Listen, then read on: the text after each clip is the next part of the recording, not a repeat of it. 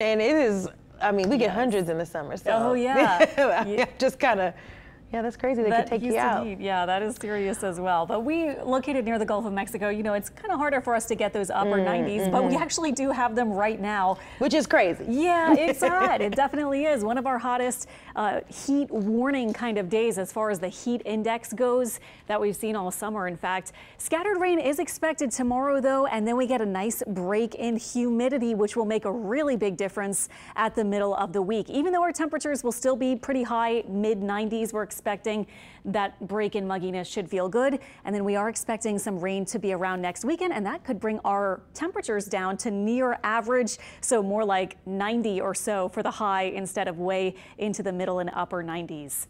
As for right now, though, we still certainly have a lot of heat. Our excessive heat warning continues officially until 7 p.m. for a heat index up to 120. Kind of crazy for me to have to say that, but that's the official word from the National Weather Service. And our feels like temperature in New Orleans is at 112.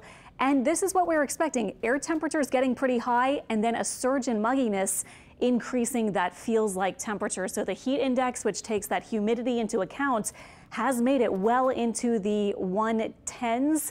And we do see a couple that probably are a bit high. I would say Thibodaux maybe running a little high, Mandeville maybe not quite at 119, but certainly above 110 and near 115 is about what we have been seeing today. So very hot, humid feel, no rain on radar to cool us off. Our feels like temperature tonight just drops through the triple digits and then gets into the 90s for those overnight hours. Tonight, north of the lake, you can look for 70s and south about 80. We actually have a chance for a couple of overnight storms, not for this evening, but more for the overnight. And then into tomorrow, I have about a 40–50% chance for scattered storms. And that will be as our next front moves in from the north. So I think our temperatures may start to rise pretty fast, but they may get cut off in the afternoon around maybe 95 because of those storms. So looking out at our satellite and radar right now, here is this front that will get a push to the south and make it through our area tomorrow. A lot of yellow here, and look at this individual yellow boxes here across parts of Alabama and into Georgia, and those are severe thunderstorm warnings out to the north as that front approaches. Tonight, we actually have a low-end risk for a severe storm if we do see any rain. Our rain chance only about 20%, but they might bring a couple of high wind gusts, maybe even some very small hail with any storms we do see. And then for tomorrow, over on our western edge, we have a low-end marginal risk for a strong to severe storm as well. So let me show you with Precision Cast making your plans for Monday. The morning is quiet. This is 8–9 a.m. Not seeing a lot happening. And in fact, you notice this model doesn't even have any overnight rain at all, although again, can't rule out a couple of storms overnight.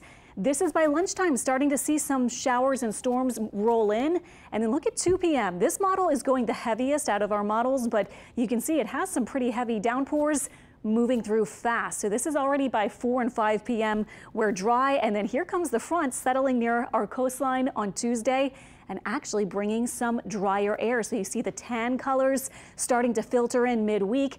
That will bring our humidity down. Not by a lot. We're going from 70s for dew points into the 60s, maybe brushing upper 50s if we're super lucky. But again, it'll be enough to feel. And then at the end of the week, we start to see a low kind of drifting off from the northeast into our area. And that will bring us a chance for scattered rain once again, with Friday and Saturday and Sunday rain chances near about 40%. Only one spot to watch in the tropics. This is Ernesto, back to a hurricane. Will soon transition to an extratropical system over cooler North Atlantic waters and continue out to the northeast. We don't have any threats for the next week or longer, and long-range models not showing a whole lot happening through the end of August. So I think we'll take it and we'll keep you updated if that changes. But for now, no threats for us. 7-day forecast shows those middle 90s with the break in mugginess, and then that chance of rain keeping us near 90 for highs next weekend.